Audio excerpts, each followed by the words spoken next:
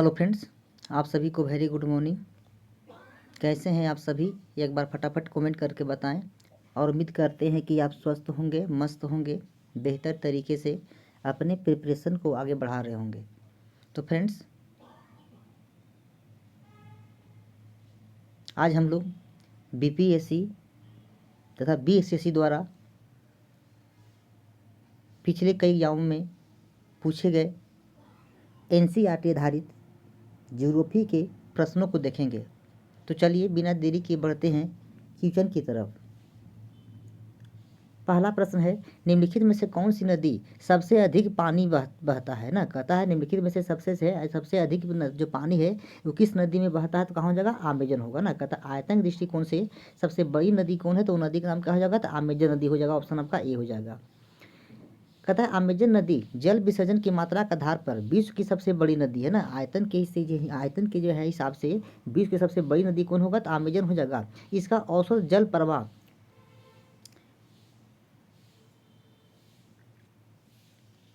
2,09,000 घन मीटर प्रति सेकंड है, जो वैश्विक नदीय निर्वहन का लगभग 20% है।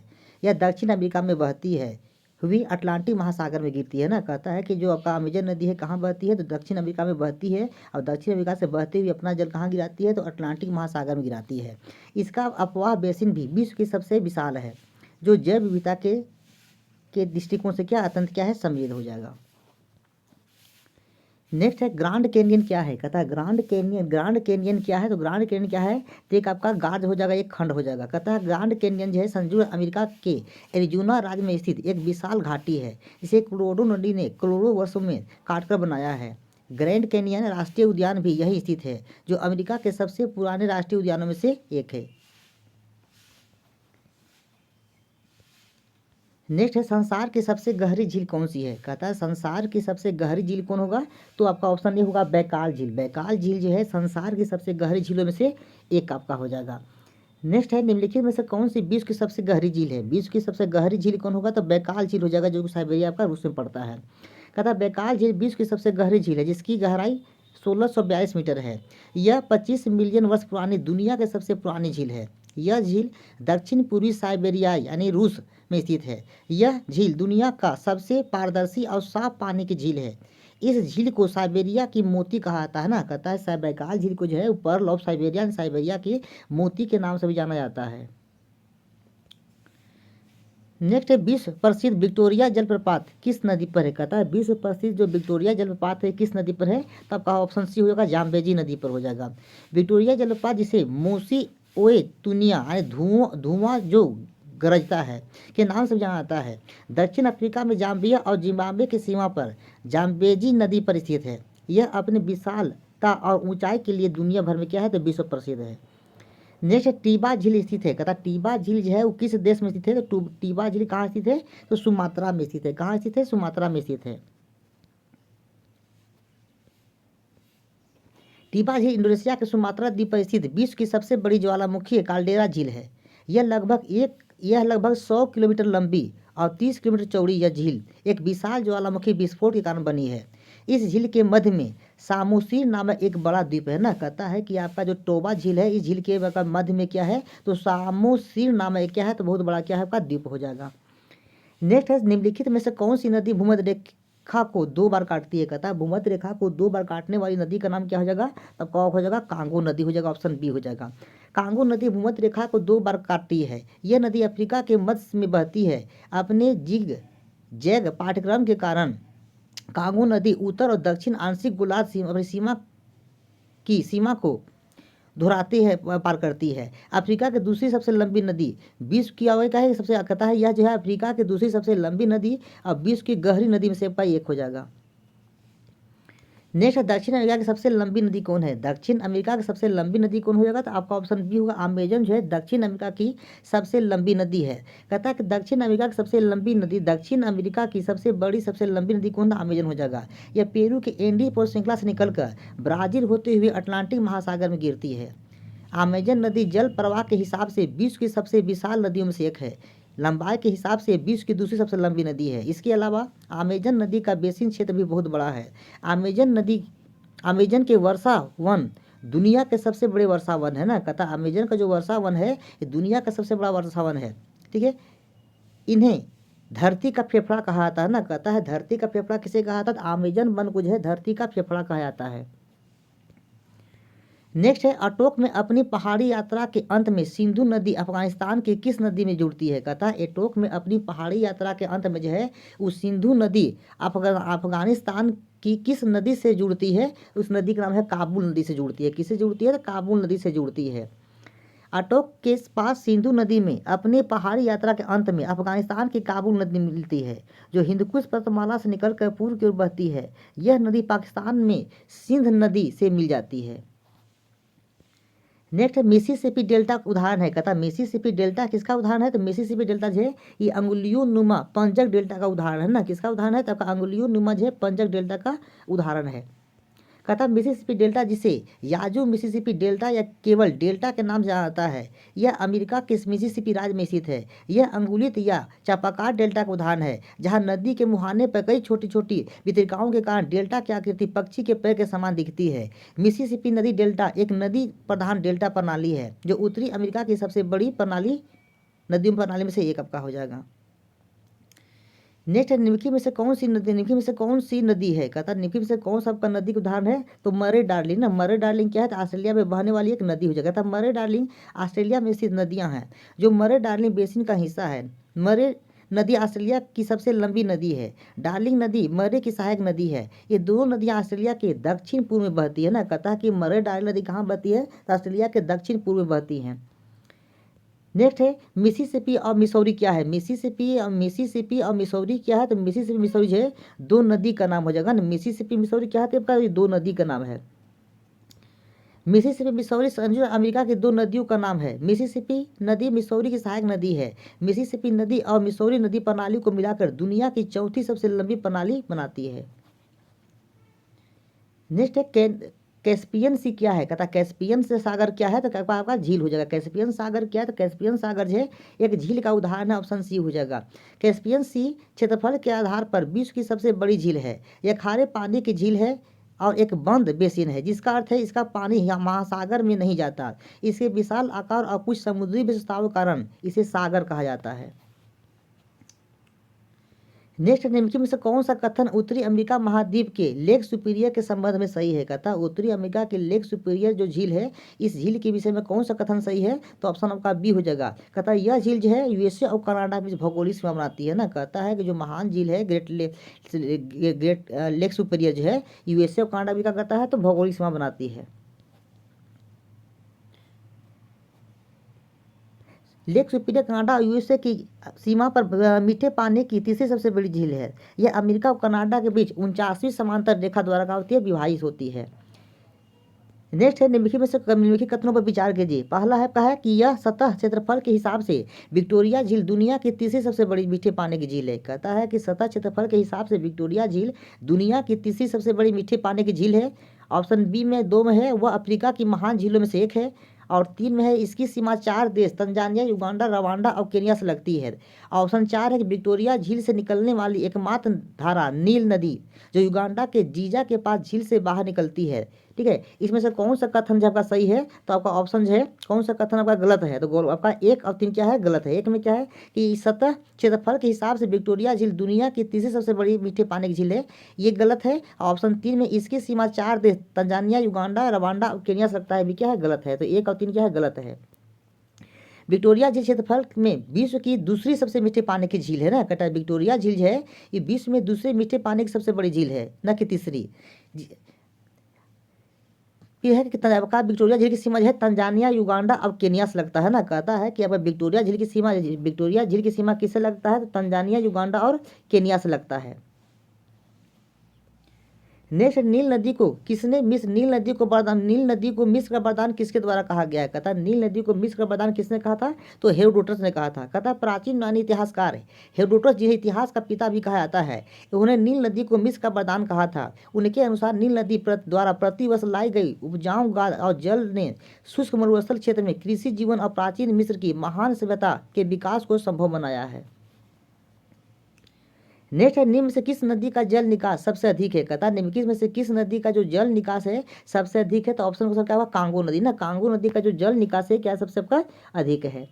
नेक्स्ट है, निम्न में से कौन सी नदी दक्षिण की ओर प्रवाहित होती है? कहता है दक्षिण की ओर बहने वाली निम्नलिखित में से आपका कौन सा नदी हो जाएगा? तो दक्षिण से उत्तर हो जाएगा। दक्षिण से उत्तर की ओर बहने वाली कौन सी नदी है?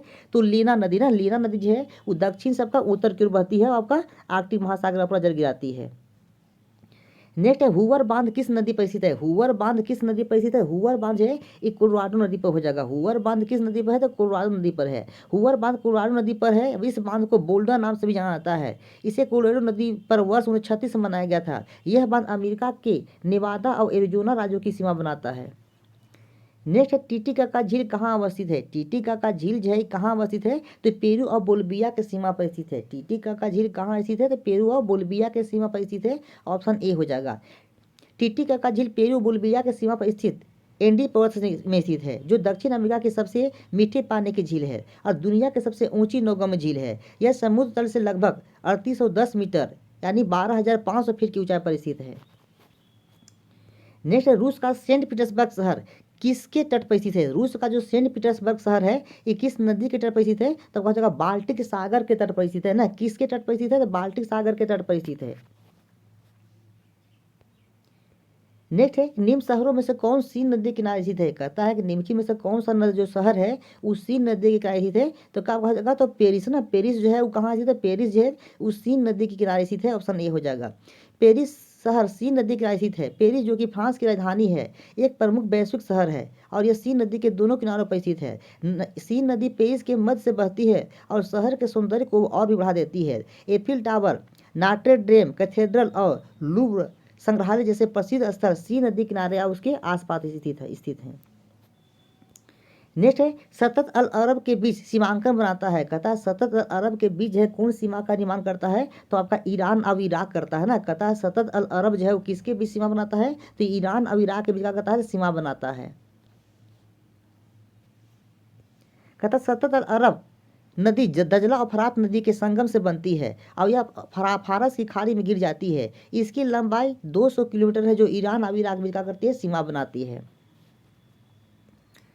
नेक्स्ट है, निम्नलिखित को मैच करना न, एक तरफ आपका हो जाएगा शहर, एक तरफ क्या हो जाएगा? तो नदी आपका हो जाएगा। तो कहता है रोटरडम ना, रोटरडम थे ये किस नदी के किनारे स्थित है? तो रोटरडम कहाँ होगा? तो रोटरडम आपका हो जाएगा राइन नदी किनारे हो जाएगा ना। रोटरडम कहाँ हो जाएगा? रोटरडम जो है वो राइन नदी किनारे हो जाएगा। यानी पहला क्या हो जाएगा? सी हो जाएगा। तो पहला सी कहाँ आपका हो जाएगा? तो उसके बाद सी में आपका हो जाएगा। ठीक है। पेरिस कहाँ होगा? तो पेरिस कहाँ हो जाएगा? तो आपका सी नदी होगा। बूढ़ा पेस्ट कहाँ होगा? तो बूढ़ा पेस्ट आपका डेन्यूब हो जाएगा। वास्तु संगठन कहाँ होगा? पोटोमैक हो जाएगा। तो ऑप्शन आपका सी हो जाएगा। नेक्स्ट है, कौन सी प्रसिद्ध नदी जापान की राजधानी टोक्यो से होकर गुजरती है? कहता है कि जापान की राजधानी टोक्यो से जो है कौन सी नदी आपका गुजरती है? तो ऑप्शन आपका डी हो जाएगा ना, सिनानो, टोन और सुमिदा ना। सुमिदा कहाँ से हो जाएगा? ठीक है, आपका सुमिदा नहीं होगा आपका, तब का कौन होगा? तब का ये हो जाएगा सिनोनो और टोन। सिनोनो और टोन कहाँ से गुजरती है? तो जापान की राजधानी टोक्यो से गुजरती है। कहता है जापान की राजधानी टोक्यो से होकर सुमिदा नदी, अच्छा सुमिदा भी बहती है, सुमिदा नदी बहती है। यह नदी टोक्यो के ऐतिहासिक और सांस्कृतिक जीवन में महत्वपूर्ण भूमिका निभाती है। सुमिदा नदी के प्रवाह सिनु इवाइचू बाढ़ द्वार से शुरू होता है और यह टोक्यो में समाप्त हो जाती है। नेक्स्ट है, निम्न से कौन सा शहर नील नदी के किनारे बसा है? कहता है नील नदी जो है के किनारे कौन सा शहर बसा है? तो खार्तून ना, खार्तून जो है सूडान की राजधानी खार्तून जो है वो नील नदी के किनारे बसा हुआ है।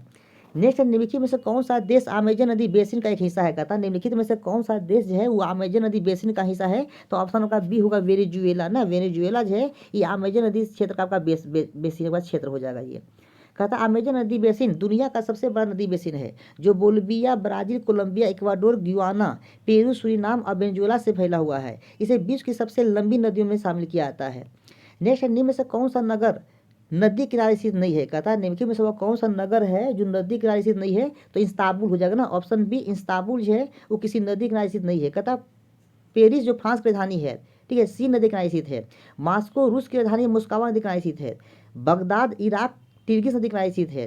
ठीक है, टिग्रिस नदी बगदाद को दो भाग में बांटती है ना, जिसके नाम रिसाफा और कारक है। नेक्स्ट, दुनिया के कुल बड़े बांधों की संख्या का लगभग आधा हिस्सा किस देश में है? कहता है दुनिया के कुल बड़े बांधों का आधा हिस्सा जो है वो किस देश में स्थित है? ठीक है, तो ये चीन में स्थित है। इसमें ऑप्शन नहीं है तो आपका इनमें से कोई नहीं हो जाएगा। देखिए चीन में दुनिया के सबसे बड़े बांध हैं। इसके बाद संयुक्त राज्य अमेरिका और भारत में नंबर आता है। दुनिया में चीन में दुनिया के सबसे अधिक बड़े बांध हैं, जिनमें थ्री गाजेज बांध भी शामिल है। जो दुनिया का सबसे बड़ा बांध है, दुनिया का सबसे बड़ा बांध कौन है, तो उसका नाम होगा थ्री गाजेज बांध हो जाएगा, जो कहाँ पड़ता है, तो चीन में पड़ता है, और यह दुनिया का सबसे बड़ा बांध हो जाएगा। नेक्स्ट है, निम्नलिखित में से कौन सा सही है ना, निम्नलिखित में से कौन आपका सही हो जाएगा, दिक्कता है। तो रोम को कौन होगा, तो रोम आपका टाइबर नदी का इसी थे, ठीक है। पेरिस आपका कहाँ होगा, तो पेरिस सी नदी हो जाएगा। बगदाद कहाँ, तो बगदाद टिग्रिस होगा, तो ये मेरा सही है ना, ऑप्शन क्या मेरा सी सही है। चलिए देखते हैं, पेरिस आपका हो जाएगा सी नदी किनारे, लंदन हो जाएगा टेम्स नदी किनारे, मॉस्को हो जाएगा मुस्कावा नदी किनारे, और वाशिंगटन कहाँ होगा, तो पोटोमैक नदी के किनारे हो जाएगा। नेक्स्ट है, सीन नदी किस सागर से होकर बहती है, सीन नदी जो है ना, सीन नदी जो है किस शहर से बहती है, कहाँ से बहती है, तो पेरिस फ्रांस से होकर बहती है। कहता सीन नदी फ्रांस में बहती है और यह पेरिस शहर से होकर गुजरती है। पेरिस शहर सीन की नदी के किनारे स्थित है और यह नदी इंग्लिश चैनल में जाकर गिरती है। सीन नदी पेरिस के कई प्रसिद्ध स्मारकों के किनारे से बहती है, जैसे कि एफिल टावर और नोट्रे डेम कैथेड्रल नदी। यह नदी 777 किलोमीटर क्या है, लंबी है।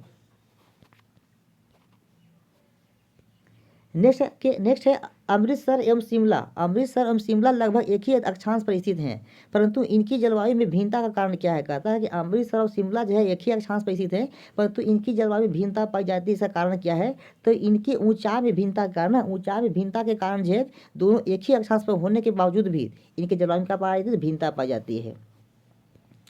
कहता है अमृतसर और शिमला लगभग एक ही स्थान पर स्थित होने के बावजूद इनकी जलवायु में भिन्नता का मुख्य कारण इनकी ऊंचाई में अंतर है।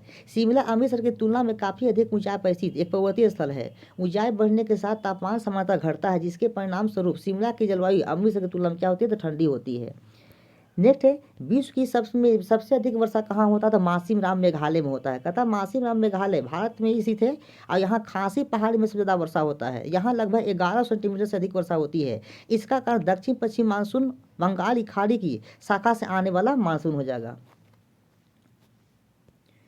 नेक्स्ट है, निम्न में से किस क्षेत्र में भूमध्यसागरीय जलवायु नहीं पाया जाता है। कहता है निम्नलिखित में से किस क्षेत्र में जो है भूमध्यसागरीय जलवायु नहीं पाया जाता है, तो आपका पंपास ना, पंपास जो अर्जेंटीना पाया था घास का मैदान, इस क्षेत्र में जो है वो आपका भूमध्यसागरीय जलवायु यहाँ नहीं पाया जाता है। नेक्स्ट है, निम्न में से किस क्षेत्र में भूमध्यसागरीय जलवायु का प्रचलन नहीं है। कहता है निम्नलिखित में से किस क्षेत्र में भूमध्यसागरीय जलवायु का प्रचलन नहीं है, तो पंपास हो जाएगा ना, पंपास हो जाएगा।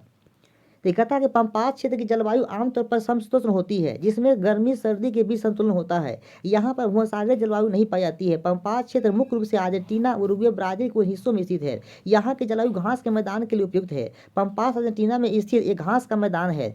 मध्य चिली, एडिलेड और केप टाउन में भूमध्यसागरीय जलवायु पाई जाती है। नेक्स्ट है, निम्नलिखित को सुमेलित करना है। कहता है कि अत्यधिक गर्म स्थान, तो अत्यधिक गर्म स्थान कौन हो जाएगा, तो आपका कहाँ हो जाएगा, तो अत्यधिक गर्म हो जाएगा सहारा हो ना, सहारा आपका हो जाएगा। नेक्स्ट है अत्यधिक ठंडा, अत्यधिक ठंडा कहाँ हो जाएगा, तो आपका अंटार्कटिका हो जाएगा ना। तो बी का क्या हो जाएगा, तो बी का आपका हो जाएगा, ठीक है। तो आपका इसमें कहता है कौन सुमेलित आपका कहता है कि अत्यधिक गर्म बोलेगा तो आपका सहारा हो जाएगा, अधिक ठंडा अंटार्कटिका हो जाएगा, अधिक वर्षा बोलेगा तो कहाँ हो जाएगा, चेरापूंजी हो जाएगा, अधिक सूखा बोलेगा तो आपका कहाँ हो जाएगा, तो आपका हो जाएगा ये चिली हो जाएगा। ऑप्शन आपका बी ना, बी हो जाएगा। चलिए ये व्याख्या है। कहता है दुनिया का सबसे गर्म स्थान सहारा आपका हो जाएगा, जिसकी जलवायु सबसे शुष्क और गर्म है। सबसे ठंडा बोलेगा अंटार्कटिका हो जाएगा, सबसे अधिक वर्षा वाला चेरापूंजी हो जाएगा, और सबसे अधिक सूखा बोलेगा तो कौन होगा, चिली हो जाएगा।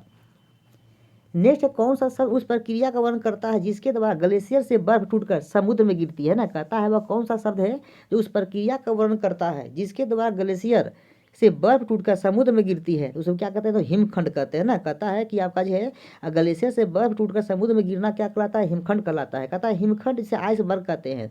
जब ग्लेशियर हिम चादर से टूटकर बर्फ के टुकड़े समुद्र में गिरते हैं और तैरने लगते हैं तो उसे हिमखंड या हिमशैल कहा जाता है। हिमखंड का अधिकांश भाग पानी के नीचे रहता है और केवल एक छोटा सा हिस्सा दिखाई देता है। हिमखंड का अर्थ कभी कभी हिमालय पहाड़ या ओला बनोरी पत्थर के रूप में भी लिया जाता है। नेक्स्ट निम्नलिखित में से कौन सा कारक मुख्य रूप से किसी क्षेत्र की जलवायु को निर्धारित करता है। कहता है किसी क्षेत्र की जलवायु को कौन निर्धारित करता है, तो किसी क्षेत्र की जलवायु को कौन निर्धारित करता है, तो किसी क्षेत्र की जलवायु को निर्धारित कौन करता है, तब का हो जाएगा भौगोलिक स्थिति अब अक्षांश हो जाएगा ना। किसी क्षेत्र की जलवायु को कौन निर्धारित करता है, तो किसी क्षेत्र की जलवायु को जो है वो भौगोलिक स्थिति या उसका अक्षांश जो है निर्धारित करता है। कहता है किसी क्षेत्र की जलवायु को निर्धारित करने में अक्षांश, ऊंचाई, समुद्र स्तर से निकटता, महासागरीय धाराएं, स्थलाकृति, पवनें जैसे महत्वपूर्ण कारक भूमिका निभाती हैं।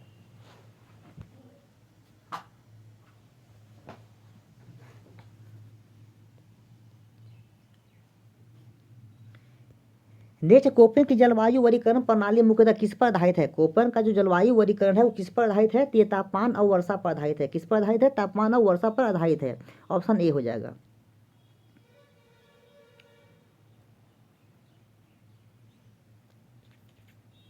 देखिए, कहता है कोपेन की जलवायु वर्गीकरण प्रणाली मुख्य रूप से तापमान और वर्षा के औसत औसत मासिक मूल्यों पर आधारित है, जो जलवायु के 5 प्रमुख समूहों में वर्गीकृत किया गया है। यहाँ हम लोग देख सकते हैं कि ए ना, ए किसको बताता है? तो ए से आपका ए किसको बताता है? तो उष्ण और आर्द्र जलवायु को बताता है। बी आपका हो जाएगा शुष्क और अर्धशुष्क क्षेत्र हो जाएगा। सी क्या हो जाएगा? सी से आपका हो जाएगा मध्यम तापमान और अब आर्द्र जलवायु हो जाएगा, यानी शीतोष्ण हो जाएगा। डी आपका होगा ठंडी और जल आपका आर्द्र जलवायु हो जाएगा। जबकि ई आपका जो है वो ध्रुवीय जलवायु को बताता है। नेक्स्ट, कौन सा जलवायु प्रकार पूरे साल गर्म तापमान और बहुत कम या शून्य वर्षा वाला क्षेत्र है? कहता है निम्नलिखित में से वह कौन सा जलवायु का प्रकार है जहाँ पूरे साल गर्म तापमान और बहुत कम जो है यानी शून्य वर्षा होती है? तो कहाँ होती है? तो रेगिस्तान क्षेत्र में जो है बहुत कम वर्षा और अधिक तापमान होता है। नेक्स्ट, जलवायु परिवर्तन मत्स्य पालन को कैसे प्रभावित करता है? जलवायु परिवर्तन जो है वो मत्स्य पालन को कैसे प्रभावित करता है? तो ऑप्शन सी होगा, यह समुद्र के तापमान आवास को बदल देता है ना। कहता है कि तापमान जो है मत्स्य पालन को कैसे प्रभावित करता है, जलवायु कैसे प्रभावित करता है? तो जलवायु परिवर्तन के कारण क्या होता है? तापमान में वृद्धि होता है या कमी होता है, वहाँ जो मछली जो है अपना आवास बदल देते हैं। नेक्स्ट है, किस देश में मानसून के कारण सबसे अधिक वर्षा होता है ना? कहता है मानसून के कारण जो है सबसे अधिक वर्षा कहाँ होता है? तो भारत में होता है। भारत में कहाँ होता है? तो मासिन और मेघालय के खासी पहाड़ी में होता है। नेक्स्ट, गर्मियों के दौरान सहारा रेगिस्तान से उत्तरी अफ्रीका और भूमध्य सागर में चलने वाली शुष्क धूल भरी हवा को क्या कहते हैं? कहता है गर्मी के समय जो है सहारा रेगिस्तान से उत्तरी अफ्रीका और भूमध्य सागर में चलने वाली शुष्क धूल भरी हवा को क्या कहते हैं? इसको हम लोग बोलते हैं खमसिन बोलते हैं ना। क्या बोलते हैं? खमसिन कहते हैं, जो मिस्र में चलता है।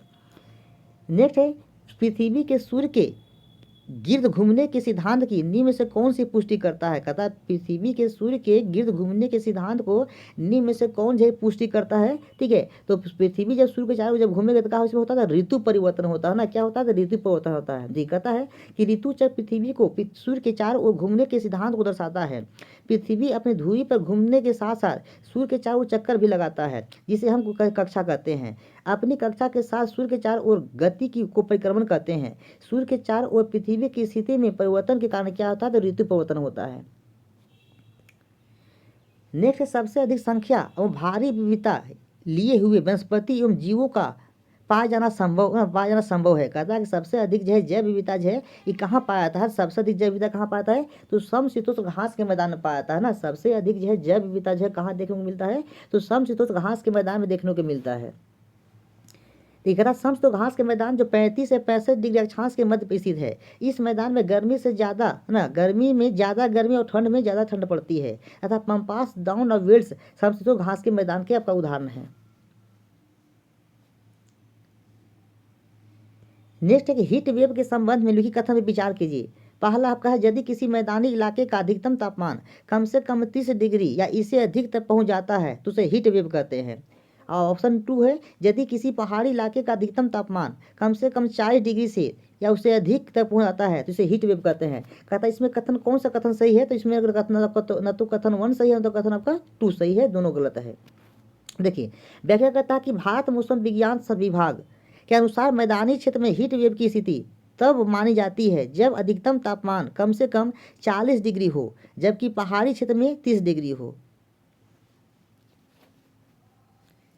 नेक्स्ट है, निम्नलिखित में से किस युग्म का मिलान सही है? कहता है निम्नलिखित में से कौन सा युग्म आपका सही है? तो आपका बी सही हो जाएगा। भूमध्य रेखीय क्षेत्र में गरज के साथ वर्षा होता है ना। कहता है भूमध्य रेखीय क्षेत्र में जो है वो दोपहर के समय जो है गरज के साथ क्या होता है? तो वर्षा होता है। ऑप्शन बी आपका सही है। कहता भूमध्य रेखीय ना, कहता है भूमध्य रेखीय क्षेत्र में खासकर उष्णकटिबंधीय वर्षा वनल क्षेत्र में गरज के साथ वर्षा आमतौर पर मध्य यहाँ दोपहर के आसपास होती है। यह समूहनीय वर्षा का एक रूप है जो गर्म और आर्द्र हवा के ऊपर उठने और ठंडा होने के कारण होता है, जिससे बादल बनते हैं और वर्षा होती है। नेक्स्ट, दैनिक परास ना है दिन के ना, दैनिक परास है दिन के। ठीक है, क्या हो जाएगा? तब का दैनिक परास होता है कि उच्चतम और न्यूनतम तापमान का अंतर को क्या बोलते हैं? दैनिक परास बोलते हैं ना। कहता है एक दिन के अधिकतम और न्यूनतम तापमान के जो अंतर इसी को हम लोग क्या बोलते हैं? दैनिक परास कहते हैं। ऑप्शन आपका बी हो जाएगा। नेक्स्ट, जिन वृक्षों की जड़ें कम गहरी होती है उनका संबंध किससे है? कहता है जिन वृक्षों की ना जड़ें जो है कम गहरी होती है उनका संबंध किससे हो जाएगा? तो भूमध्य रेखीय जलवायु से होगा ना। भूमध्य रेखीय क्षेत्र में पाए जाने वाले जो पौधे हैं इनकी जड़ें होती है तो कम गहराई वाली होती है। नेक्स्ट है, निम्नलिखित में से किसमें तापमान साल भर 10 डिग्री से ऊपर वृद्धि नहीं होता है। कहता है कि निम्नलिखित में से किस क्षेत्र में तापमान जो है वो 10 डिग्री सेल्सियस से ऊपर नहीं होता है। तो आपका टुंड्रा क्षेत्र में जल तापमान जो है वो 10 डिग्री सेल्सियस से ऊपर नहीं रहता है। नेक्स्ट है, प्रदेश जो फल कृषि के लिए प्रसिद्ध है। कहता है कि फलोद्यान का जो है ना क्षेत्र किसे कहा गया है, तो भूमध्य क्षेत्र को जो है फलों के लिए जाना जाता है। कहता है 30 से 40 डिग्री अक्षांश के मध्य उत्तर और दक्षिण गोलार्ध में भूमध्य रेखीय प्रदेश स्थित है, जो फल और कृषि के लिए प्रसिद्ध क्षेत्र है। यहाँ शुष्क ग्रीष्म और हल्का आर्द्र शीत ऋतु पाई जाती है। नेक्स्ट है, संघ एकाइनोडर्मिटा के लिए क्या सही है। कहता है कि संघ एकाइनोडर्मिटा के लिए क्या सही है, तो आपका ऑप्शन ए हो जाएगा। यह त्रिस्तरीय और इसमें सीलोमिक गुहा पाया जाता है ना। कहता है कि संघ का एकाइनोडर्मिटा का जो जीव होता है, जो कीट होता है, वो तीन, उसका जो शरीर है वो 3 भाग में पाया जाता है। जैसे आपका चींटी का जो है वो शरीर कितने भाग में बटा होता है, 3 भाग में बटा होता है। तो किसमें आपका आ जाएगा, तो आपका संघ एकाइनोडर्मिटा में आ जाएगा। देखिए कहता है संघ एकाइनोडर्मिटा के सदस्य त्रिस्तरीय होते हैं, जिसका अर्थ है कि उनके विकास के दौरान 3 भ्रूणीय परतें होती हैं। इसके अलावा इसिलोमेटा होते हुए इन्हें भी एक केंद्रीय सिलोमेटा गुहा पाई जाती है। इस संरचना के कारण ये जल संवहन तंत्र भी प्रकट करते हैं। इकिनोडर्मस के कुछ समान उदाहरण में समुद्री तारे, भंगूर तारे, समुद्री अर्चिन, समुद्री लीची और समुद्री क्या है, खीरे शामिल हैं। नेक्स्ट है, सही कथन का पहचान करना है। देखिए कहता है कि मौसम वायुमंडल की क्षणिक अवस्था है। मौसम जो है वायुमंडल की क्षणिक अवस्था है, तो ये आपका सही है। सेकेंड है कि जलवायु अपेक्षा की लंबे समय की मौसमी दशाओं को औसत है, तो ये भी क्या है, सही है। तो आपका ए और बी दोनों आपका सही हो जाएगा। तो ये कहता है कि मौसम जलवायु की क्षणिक अवस्था होती है, जैसे तापमान, आर्द्रता आदि में त्वरित परिवर्तन होता है। जलवायु लंबे समय की मौसम परिस्थितियों की औसत है, जैसे एक क्षेत्र के विशेष का समान तापमान, वर्षा आदि, ये मौसम के उदाहरण है।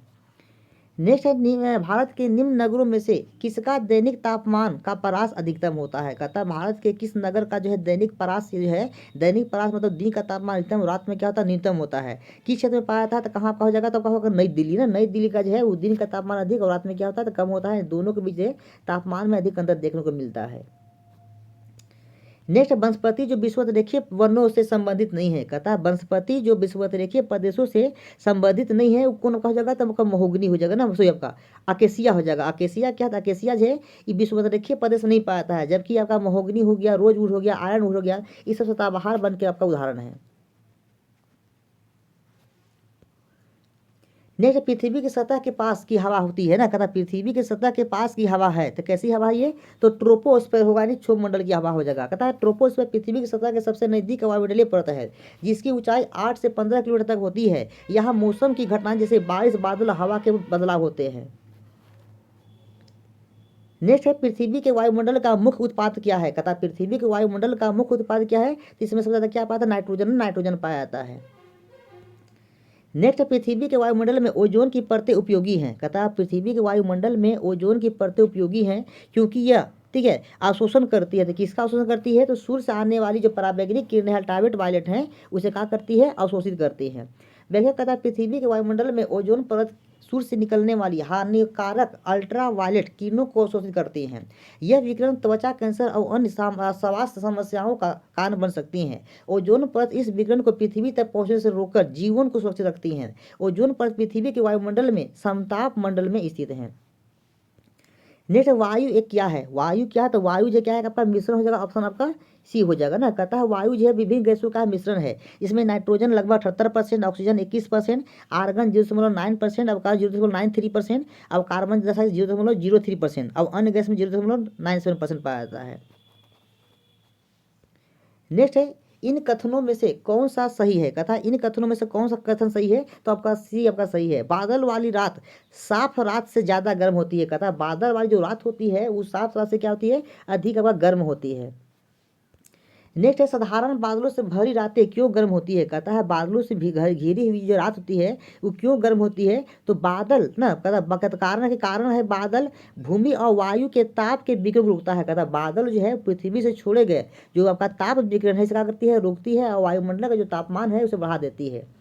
नेक्स्ट, बादलों से घिरी रात सामान्यतः किस रूप में गर्म होती है। कहता बादलों से घिरी रात सामान्यतः ना रूप में गर्म होती है, इसका कारण क्या है, तो कारण क्या, तो ऑप्शन ये होगा धरती और हवा से होने वाला जो विकिरण है उसको बादल क्या करती है, रोक देती है और उसका तापमान जब बढ़ा देता है।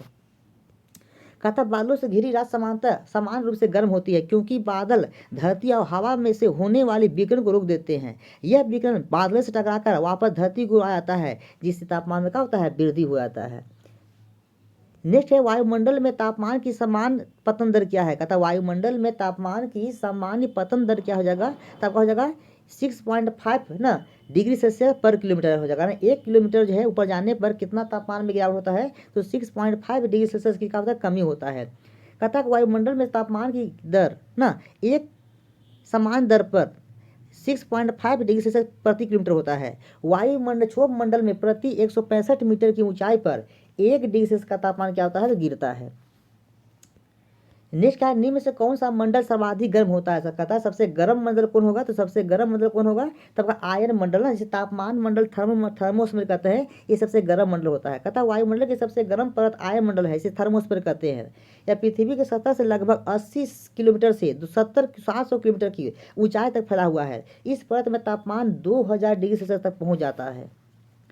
नेक्स्ट है रेडियो प्रसारण में वायुमंडल की कौन सी परत मदद करती है। कहता है रेडियो प्रसारण में जो है वायुमंडल की कौन सी परत मदद करती है, उस परत का नाम क्या होगा, आयन मंडल हो जाएगा। कहता है रेडियो प्रसारण में वायुमंडल की आयन मंडल यानी आयनोस्फीयर, जिसे थर्मोस्फीयर कहते हैं, परत मदद करती है। यह परत सौर विकिरण द्वारा आयनीकृत होती है, जिससे इसमें अवशोषित कण मौजूद होते हैं। आयन मंडल की विभिन्न परतें डीईए परतें हैं, रेडियो तरंगों को परावर्तित या अपवर्तित करके पृथ्वी पर वापस भेजती हैं, जिससे लंबी दूरी का रेडियो संचार संभव हो पाता है। नेक्स्ट पृथ्वी के वातावरण में ऑक्सीजन का प्रतिशत कितना है। कहता है पृथ्वी के वातावरण में कितना % ऑक्सीजन पाया जाता है, तब का लगभग 21% क्या पाया जाता है, तब का ऑक्सीजन पाया जाता है। नेक्स्ट है वातावरण में कार्बन डाइऑक्साइड कितना % पाया जाता है, 0 का हो जाएगा 0.3 ना, 0.03 हो जाएगा, ऑप्शन आपका बी हो जाएगा, डी हो जाएगा ना, डी हो जाएगा। नेक्स्ट है वायुमंडल में कार्बन डाइऑक्साइड कितना % है, तब का होगा 0.0 का हो जाएगा 0.3 का हो जाएगा, ऑप्शन बी हो जाएगा।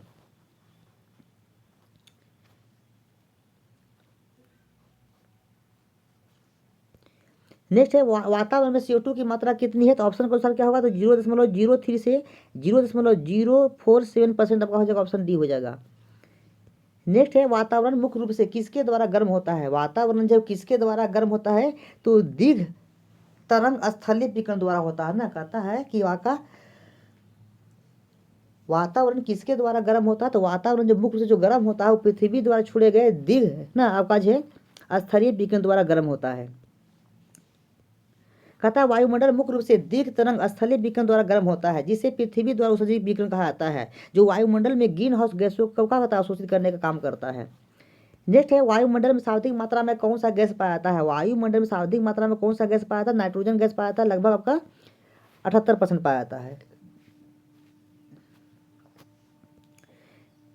नेक्स्ट है वातावरण में सर्वाधिक मात्रा में कौन सा गैस पाया जाता है, तब का हो जाएगा नाइट्रोजन गैस पाया जाता है, कितना, तब का लगभग 78% पाया जाता है। नेक्स्ट बादल क्या होते हैं ना, बादल क्या होता है, तो बादल क्या होता है, तो ये तुषार होते हैं ना। बादल क्या होते हैं, तुषार होते हैं, ऑप्शन बी हो जाएगा। बादल पानी के वाष्प से बनी बूंदों से मिलकर बनते हैं। तुषार वर्षा वर्षण का एक ही रूप है। तुषार क्या है, तुषार जो है वर्षा वर्षण का एक रूप है। यह तब होता है जब ठंडी हवा की परतों के बीच गर्म हवा की पतली परत आ जाती है, तब संघनन की क्रिया हिमांक से नीचे होती है, जो जलवाष्प जलकणों के बदले हिमकणों में परिवर्तित हो जाता है। नेक्स्ट है निम्न में से कौन सी वायुमंडलीय परत रेडियो तरंग में मदद करती है। कहता है कि वह कौन सा आपका वायुमंडलीय परत है जो रेडियो तरंग में क्या करती है, दूरसंचार में मदद करती है। उस मंडल का नाम क्या होगा, तो आयन मंडल आपका हो जाएगा ना, कौन का हो जाएगा, तो आयन मंडल आपका हो जाएगा। नेक्स्ट है सूर्योदय तथा सूर्यास्त के समय सूर्य का आभासी चपटापन किस कारण से होता है। कहता है सूर्यास्त और सूर्योदय के समय जो है सूर्य का चपटा दिखाई पड़ता है, इसका कारण क्या है, क्या आपका हो जाएगा, तब हो जाएगा अपवर्तन, वायुमंडलीय अपवर्तन हो जाएगा ना। वायुमंडलीय अपवर्तन के कारण जो है सूर्योदय और सूर्यास्त के समय हल्का क्या चपटा दिखाई पड़ता है, ऑप्शन आपका ए हो जाएगा। नेक्स्ट है पृथ्वी के वायुमंडल में गर्मी को रोकने के लिए जिम्मेदार प्राथमिक ग्रीन हाउस गैस कौन सी है। कहता है पृथ्वी के वायुमंडल में गर्मी को रोकने के लिए जिम्मेदार जब प्राथमिक गैस कौन का हो जाएगा, तो कौन का हो जाएगा, तो आपका CO2 हो जाएगा, कार्बन डाइऑक्साइड आपका हो जाएगा, ऑप्शन आपका सी आपका हो जाएगा। कहता है कि ग्रीन हाउस प्रभाव मुख्य रूप से कार्बन डाइऑक्साइड जैसी गैसों द्वारा होता है। ये गैस सूर्य की ऊष्मा को फंसाती है, जिससे पृथ्वी की सतह गर्म रहती है। इस प्रक्रिया में सौर विकिरण की अधिकता वायुमंडल में फंस जाती है। कार्बन डाइऑक्साइड सबसे प्रचुर मात्रा में पाए जाने वाले ग्रीन हाउस गैस है ना। कहता है सबसे प्रचुर मात्रा में पाए जाने वाला ग्रीन हाउस गैस कौन होगा, तो CO2 आपका हो जाएगा।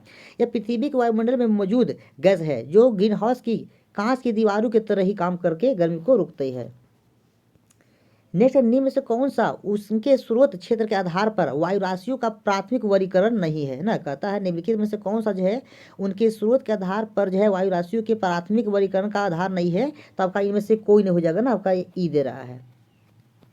देखिए कहता है कि समुद्र, महाद्वीप तथा उष्णकटिबंधीय सभी वायु राशि के उनके स्रोत के आधार पर किए गए जाने वाले प्राथमिक वर्गीकरण के महत्वपूर्ण पहलू हैं। समुद्री एवं महाद्वीपीय स्रोतों क्षेत्र आर्द्रता प्रकृति को, जबकि उष्णकटिबंधीय क्षेत्र स्रोत के तापमान अक्षांशीय लक्षण को इंगित करता है। अतः कोई भी विकल्प ऐसा नहीं है जो प्राथमिक वर्गीकरण को बताता हो। नेक्स्ट है, कौन सा कारक मुख्य रूप से वायु राशि के तापमान और आर्द्रता विशेषताओं को प्रभावित करता है। कहता है कौन सा कारक है जो मुख्य रूप से वायु राशि के तापमान और आर्द्रता की विशेषताओं को प्रभावित करता है, तो कौन करता है, तो वायुमंडलीय दबाव जो है प्रभावित करता है। देखिए कहता है कि जिन क्षेत्रों में वायु राशियों की उत्पत्ति होती है, ऐसे क्षेत्र वायु राशियों के उद्गम क्षेत्र कहलाते हैं। गौरतलब है कि उद्गम क्षेत्र में तापमान तथा आर्द्रता जैसी विशेषताएं में समरूपता होती है। इन क्षेत्रों में वायु सतत रूप से केंद्र में नीचे की ओर उतरने या बैठने की प्रवृत्ति रखती है। इन क्षेत्रों में वायु दाब सदैव क्या होता है, ऊंच होता है। नेक्स्ट है, क्षोभ मंडल की ऊंचाई कितनी होती है। क्षोभ मंडल की ऊंचाई कितना होता है, तब कितना होता है, तब आपका औसत ऊंचाई कितना होता है, तब आपका 13 किलोमीटर, 13 से आपका 14 किलोमीटर होता है। ठीक है, इसमें से कोई नहीं, तो आपका ऑप्शन इसमें डी हो जाएगा। नेक्स्ट, समदाब रेखाएं निम्नलिखित में से किसको प्रदर्शित करती हैं। समदाब रेखाएं किससे बताती हैं, तो समान वायुमंडलीय दाब वाले क्षेत्र को बताती है ना। समदाब रेखाएं जो है समान दाब वाले स्थान को बताती हैं। कथा समदाब रेखाएं समान वायुमंडलीय दाब का प्रतिनिधित्व करती हैं। मौसम मानचित्र पर खींची जाने वाली रेखा को समदाब रेखाओं द्वारा दिखाया जाता है, जिसे हम लोग आइसोबार कहते हैं।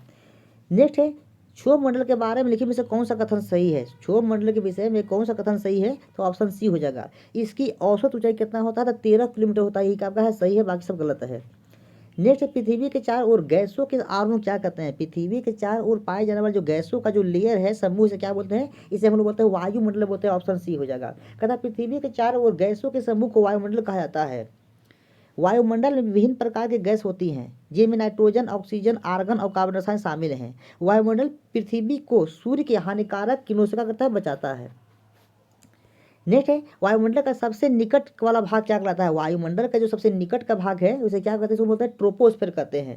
कहता है वायुमंडल का पृथ्वी के निकटतम भाग ट्रोपोस्फेयर से क्षोभमंडल कहते हैं। यह वायुमंडल की सबसे निचली परत है जो पृथ्वी की सतह से लगभग 8 से 18 किलोमीटर ऊंचाई तक फैला हुआ है।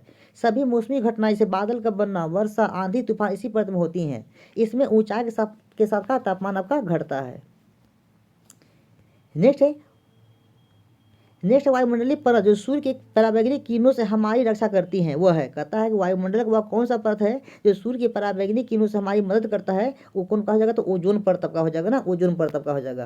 कहता है ओजोन परत सूर्य से आने वाली हानिकारक पराबैंगनी किरणों को रोकती है, जिसकी खोज फ्रांस के फेब्री चार्ल्स एवं हेनरी बुसोन ने 1913 में किया था।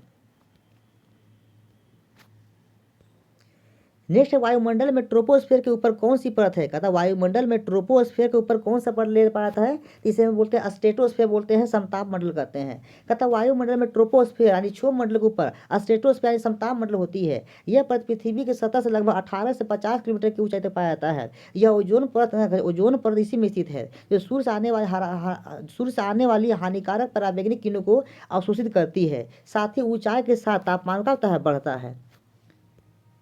नेक्स्ट है, वायुमंडल में ऑक्सीजन का बृहद एवं उच्च स्रोत क्या है। कहता है वायुमंडल में जो है ऑक्सीजन का आपका जो है बृहद और उच्च स्रोत क्या हो जाएगा, तो ऑप्शन बी हो जाएगा, समुद्री पौधे के प्रकाश संश्लेषण। कहता है वायुमंडल में जो है आपका ऑक्सीजन का सबसे समृद्ध स्रोत क्या है, तो समुद्री पौधे के प्रकाश, समुद्र में पाए जाने जो पौधे हैं इनका प्रकाश संश्लेषण का हो जाएगा।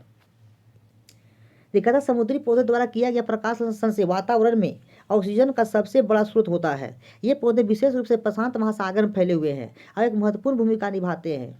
समुद्री पौधे विशेष रूप से फाइटोप्लैंक्टन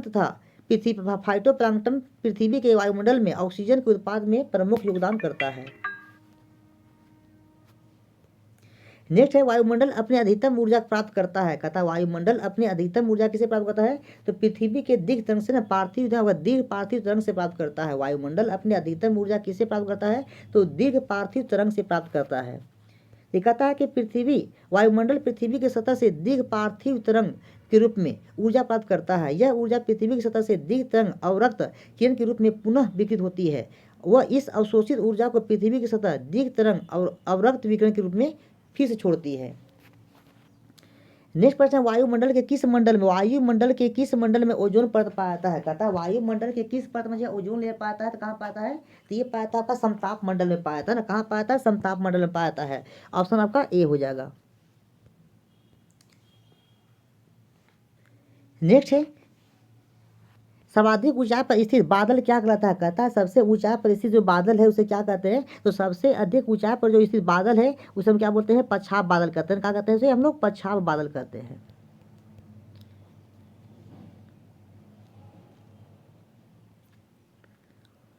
तो ये सब आपका बीपीएससी तथा बीएसएससी द्वारा पूछे गए एनसीईआरटी आधारित ज्योग्राफी के महत्वपूर्ण प्रश्न थे। इसी तरह के और वीडियो को देखने के लिए चैनल को लाइक, सब्सक्राइब और शेयर करें। थैंक्स।